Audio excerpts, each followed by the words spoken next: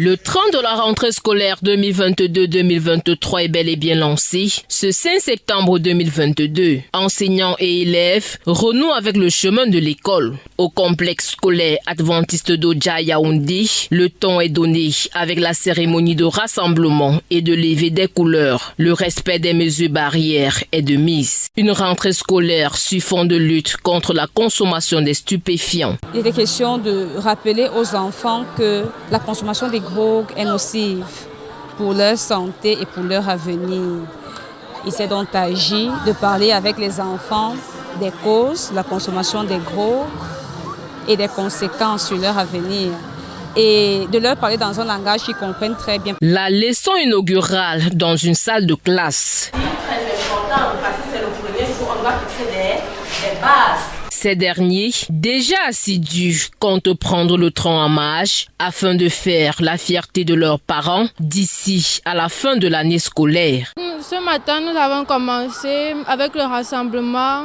On a vu les différents membres de l'administration et je pense que cette année, ça s'annonce bien. On a fait une bonne rencontre, quoi. On a vu, on a bavardé, on s'est dit, bon, cette année, on doit étudier, on doit avoir des bonnes moyennes, quoi. Le pourcentage de résultats escomptés pour cette année scolaire se greffe au comportement exemplaire des élèves au travail et respect de la discipline, d'où cette forte mobilisation dès le premier jour. La masse qui était dans le campus ce matin à la levée des couleurs, nous pouvons dire qu'ils sont venus même plus que ce que nous attendions. Parce qu'il y en a encore qui ne sont pas inscrits et qui sont en train de procéder effectivement aux inscriptions en ce moment au niveau de la scolarité. Donc pour la reprise, elle est effective. Pour les effectifs que nous attendions, ils sont là et peut-être même au-delà.